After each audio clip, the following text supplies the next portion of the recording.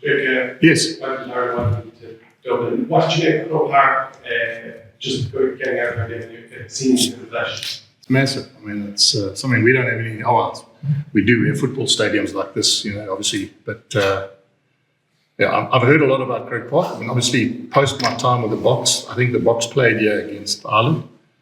And I mean, it is magnificent. It's wonderful. I just hope, I suppose, like all players and supporters and people involved, that tomorrow it will be as full as it can be, because it's a great stadium to have so many people here.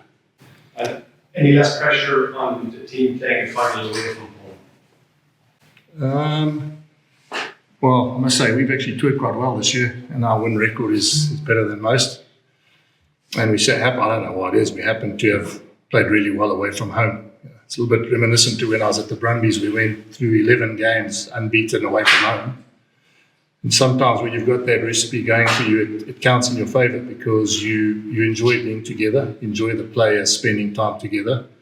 And when you win, obviously those sort of memories and those sort of feelings that you have when you get back as a group is something that's special as well. So, but also, I mean, there's no doubt, guys, it doesn't matter where we played Leinster. I mean, they're a quality team. I've said it to you many times. They're the benchmark of not just the URC, of club rugby, I think, all over the world. The Toulouses and the Leinsters are the two teams that everyone wants to try and emulate. So it didn't matter where we played. I mean, let's be fair, whether it's at Croke Park, whether it's at Viva, whether it was at RDS, whether it was in South Africa, I think the challenge is exactly the same. You're going to have to play well to beat them.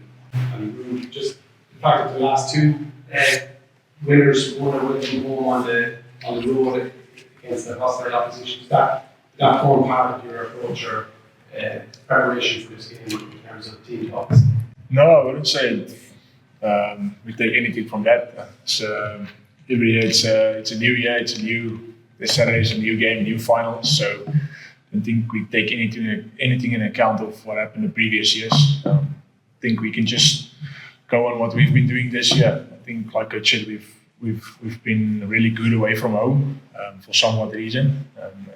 The group has really been getting together quite well, especially on tour. We really enjoy each other's company, really have a good time together, and that camaraderie just gets better and better. So we'll just definitely go out this weekend and give it everything we've got. I think that's the only thing we can do. Coach, aside from obviously the injury fortune, no changes to your side that beat the Sharks last week. Any reason behind that? Do you think that's the best you can do? No, there's no reason behind that. I mean, it's something that I've said from the beginning of the season.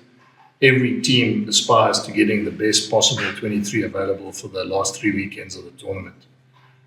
Wherever you end up, how many ever points you get, I mean, what all teams want to do is make sure that when the last 3 weeks come about, that you can put your best players fit and available on the field and play your best rugby. And, it's simple. We play our best rugby on the weekend and we win. Well, then the whole schedule and rotation and management of players is spot on. And that's all you want, is you want to give yourself a fair crack at when you get to the back end of the comp, having all the best players available. And at this point in time, these are the best players we have available for the final. Ruan as well. Ruan, you're usually a lock, or we see mostly on a lock, but for the last 2 weeks playing 7. How do you like playing flank opposed to in the slot? Yeah, I must say I really enjoy it a lot. It's a bit more loose, a bit more on the edge. For me, it's just makes you a bit more versatile. So for me, I just enjoy being at the side of the scrum in a different position. But come the day, if I have to play, as long as I can be in the team and do what I love, I'll play any position. I must. Do you see yourself playing in different box for the game? Oh, definitely. If I'm good enough and they think I'm good enough and they want to give me opportunity there, I will always, like I said, it's as long as you can fight for opportunity to be in the team and play, I'll definitely try my best to be capable of playing 7 or lock. And then Coach, sorry, what do you think Ron brings as a 7 as opposed to a lock that has these running in the mix again? Well, I mean, I was lucky enough to coach Peter Steff when he was a youngster, and I moved Peter Steff from lock to flank. And Ruan's got the same attributes. He can run for 80 minutes. He can, as I said, he has all those attributes of being a loose forward. And let's not take away the fact, guys, that in South Africa we're blessed with many, many second rows. If you look at Erkia Snyman, you look at Luet, you look at Franco Mostert, you look at Eben Etzebeth, you look at what the resources they have, then it's actually quite nice that he can double up and play another position because, if he doesn't make it and that's not my world, but if he doesn't make it as a lock in the Springbok setup, then he's actually proved at the highest level, which is our level, that he can play in another position. So, he's obviously, I'm glad he says he enjoys it. I would have hated if he had sat here and said, no, I don't like playing flank. He's got a work rate. He's unbelievable. He's covered defence and understanding rugby, and then running a line out as a loose forward as well is a massive attribute, which gives us, as I said, another, string to our bow. And then, sorry, Coach, do you think that allows you to have more freedom with a 5-3 because a lot of South African teams recent years have gone 6-2? Yeah. Do you think having run? Yeah, it does because we've got two loose forwards on the bench. If you think that Johannes Kirsten and Nazam Kar can play loose forward, so if that means that Ruan has to finish in the second row and allows us two loose forwards at the back end of the game, then that's a bonus we've managed to have. There's everything. Every cloud has a silver lining. But when we had our makeup of Cameron and Ulrich Lowe, we probably were always forced to put a lock on the bench. Whereas now that he can double up as a 7, we're lucky enough to have two loose forwards on the bench. And things go well, and certain games we could still go 6-2. We'd still be okay to get another forward on the bench and maybe pick a lock as well. So it definitely helps from a selection point of view having a guy like Ruan that can double up as a lock flank. And then finally, that might have anything to do with Ruan. We've obviously seen one penalty shootout already in the competition. Yeah. Are you prepared in any way for that eventuality on Saturday? Well, you've answered the question. I think it's happened twice in 20 years. So I haven't worried about it happening again, 3 times in 20 years. I'm not saying that we won't prepare for it, but if the law of averages goes the way it is, it's highly unlikely that we're going to have another kicking shootout. Any more live questions in the room? Or? Yeah, 10 questions. Ken, could you get us started, please? Sure, thank you very much. How's it, Jake? How's everyone? Jake, a couple of changes on the bench for tomorrow, for Saturday. I presume Marco van Staden must be injured because he's been pretty immense for you in the last few weeks. Kenny's starting. Oh, sorry, misread that. Yeah, so he's starting, Ken, and then obviously one change, which Nazam comes in. Yeah, just Jake, on Ruan playing 7, I can remember a few years ago when Ruan was just starting out with the Bulls, you used to speak about him needing to bulk up a bit more, and we know in South Africa, number 7 flanks are always very big guys. That's obviously something that's really grown in his game, hasn't it? Well, he has bulked up now. When I had him, and I told you that it was 5 years ago, he was 21 single. Now he's 26 and married. So a lot of things have changed, Ken. And he'll get bigger as his bone structure gets bigger. We're also spoiled. You say every one of our 7s are big guys.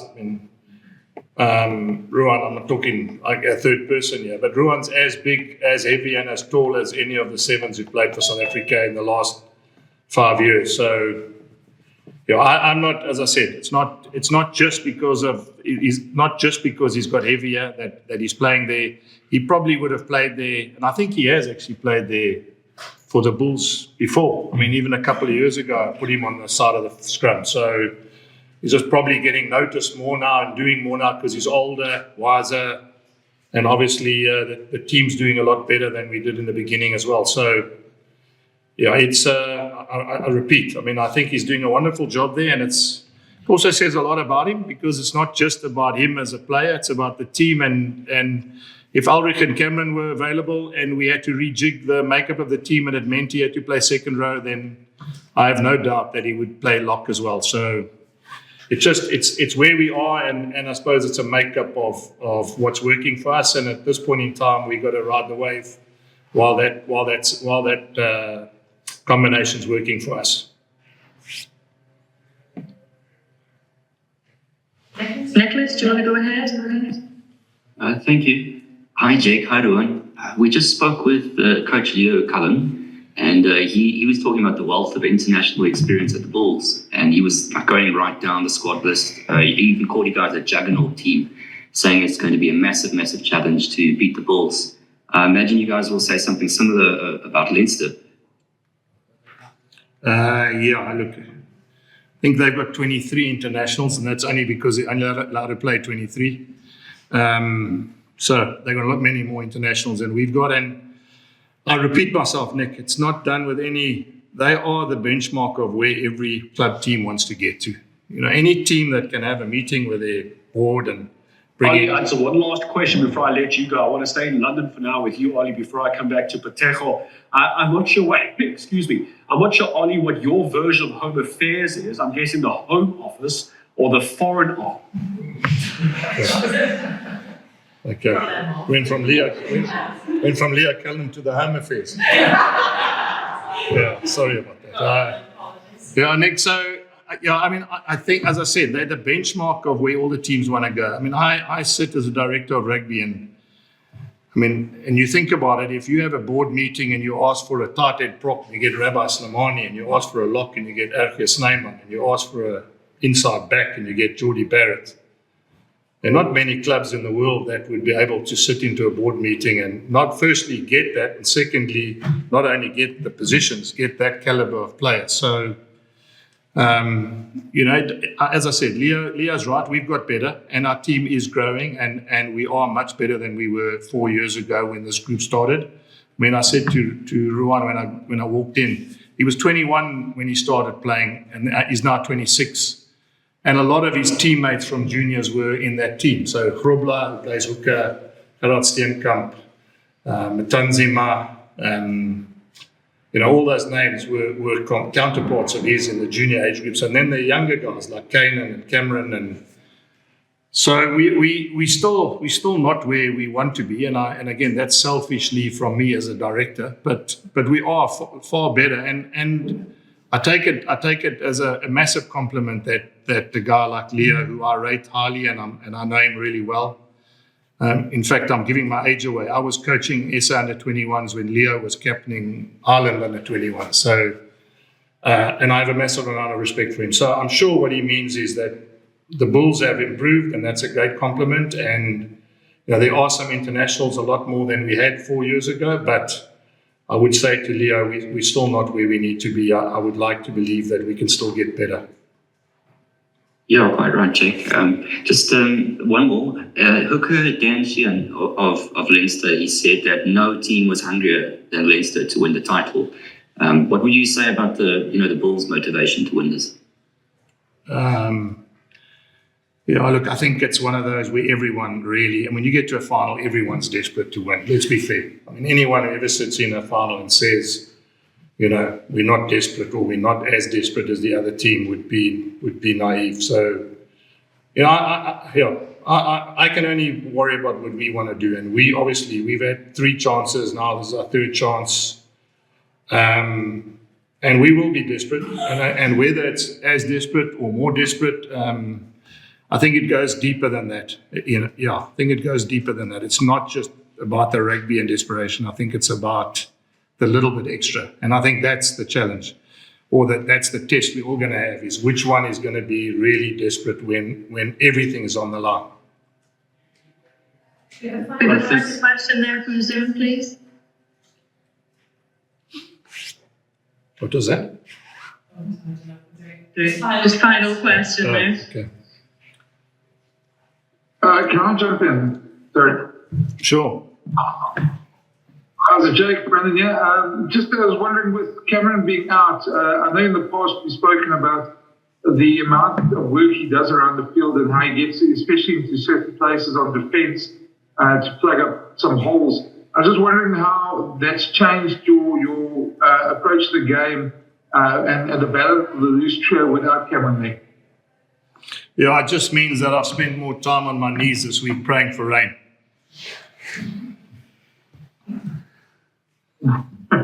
Okay, well, I mean, the balance is obviously a bit different with Parker. He brings different attributes. Yeah, he's a World Cup winner, Brendan. So, and it's a great test for him. He's playing against Josh van der Vlier. And, they've obviously played test match rugby against each other. And like anything, when you move the deck chairs, sometimes you get different options as well. And it's not, there'll be things that we won't be as good at without a guy like Cameron, but there will be things we'll be much better at with a guy like Marcel at number 8 as well. So, I don't think it really makes any difference. Again, what I'm trying to say is that Leinster will play like Leinster's going to play anyway, and we're going to have to be good enough to beat them, whether we had Cameron filling certain gaps or whether whether we've got a player that maybe doesn't have the same attributes. Who knows? Maybe sometimes the attributes that Marcel brings as a number 8, and the fact that he played for Ulster, and the fact that he understands the Irish way, and the fact that he has, I think he probably played at Croke Park as well. So maybe those are also things that we mustn't take for granted.